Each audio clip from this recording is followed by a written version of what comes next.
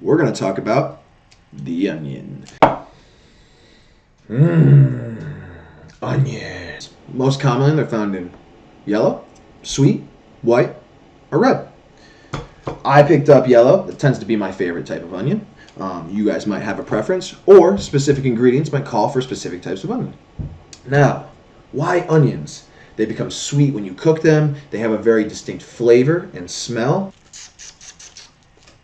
More commonly, though, in the past they were used as remedies. They oftentimes help with healing wounds or help stomach problems, so they became a natural course of action when using or adding foods to make recipes to help ailments.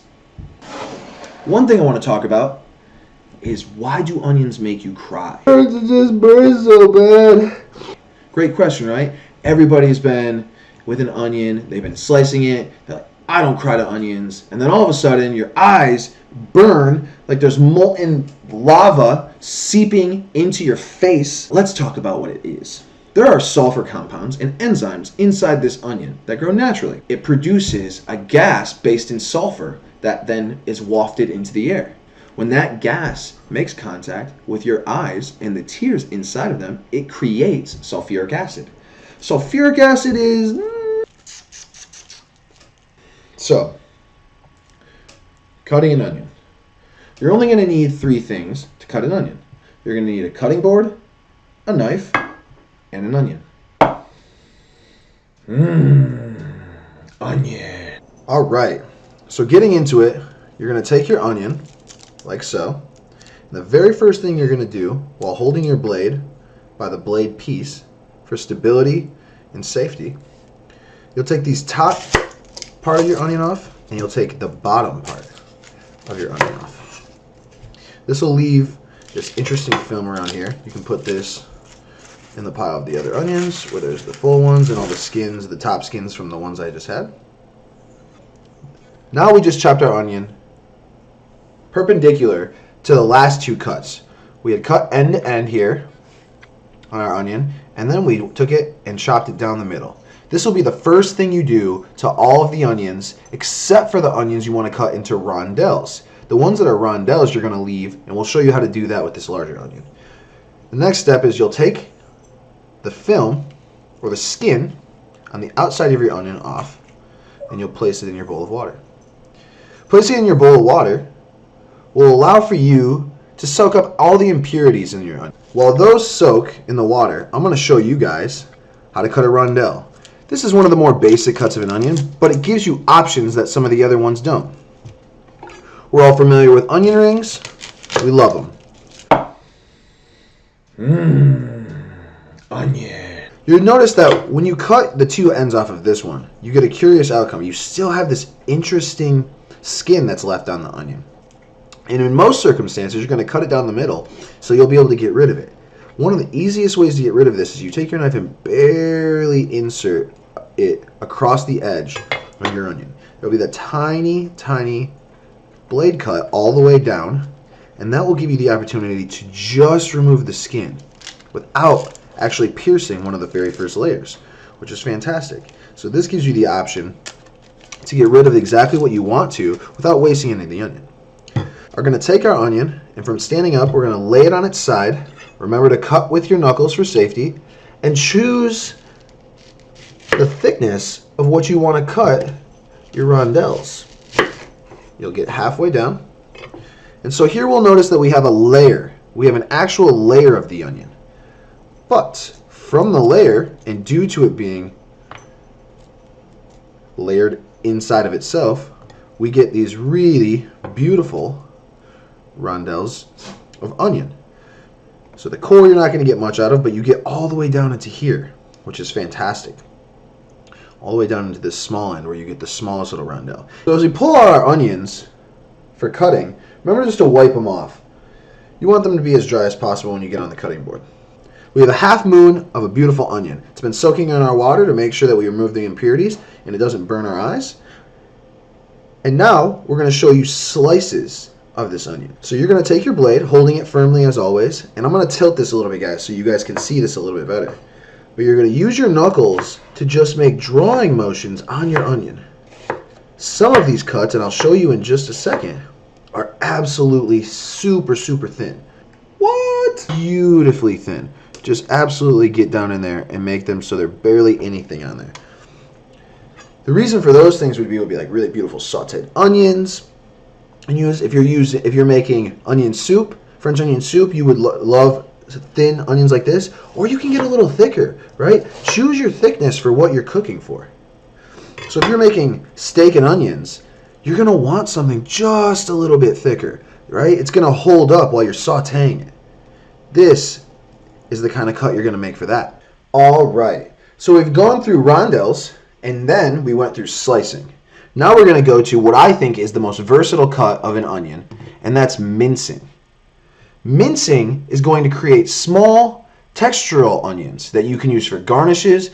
Many dishes call for minced onion, and sometimes it's even better to substitute minced onion for other things because they break down and cook down to size and are almost unnoticeable in many dishes if you have a family member or a friend that doesn't necessarily enjoy eating onions themselves. If you're making homemade chili or you're making menudo, something like that would oftentimes need a raw onion garnish, and then this would be the perfect cut for it. You're going to hold your blade in a very similar pattern. I slide this to the edge of my cutting board. The reason that I do that is so I can get parallel to my cutting board with my knife. I use my hand flat on top of the onion. When I get in here, now make sure while you're cutting this, you do not want your knife to pierce this end. Okay, so you're coming from the right side to the left side, or if you're left-handed, the left side to the right side. But you're not piercing the opposite side that you cut to. You'll go up a little bit, you'll make another incision and slice a sideways again without piercing the onion. And you'll do this as many times as the size you want for your mincing. The more times you insert your blade parallel to the cutting board, the smaller your mincing will be. Now we have 3 or 4 slices up the onion, as you guys can see right here. Up the onion this way. Now the next step of what we're going to do is we're going to take the onion, and from the exact same insert side, we're going to make small cuts from the top down through the onion.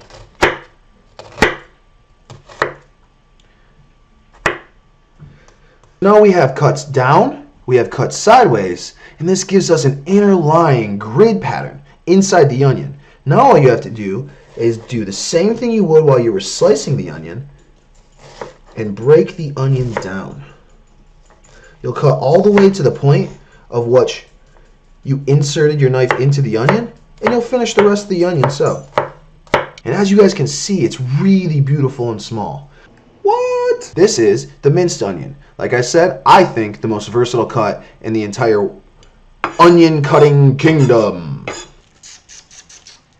Cleaning up, cleaning up, cleaning up onions.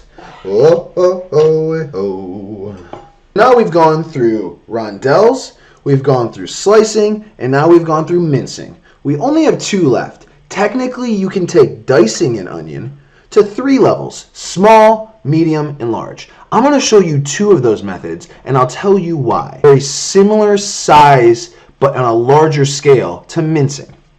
When you dice your onion, you will literally penetrate the entire onion. So you'll take your knife, you'll come from the side like this, okay, and you'll insert it all the way down at a diagonal angle to the core.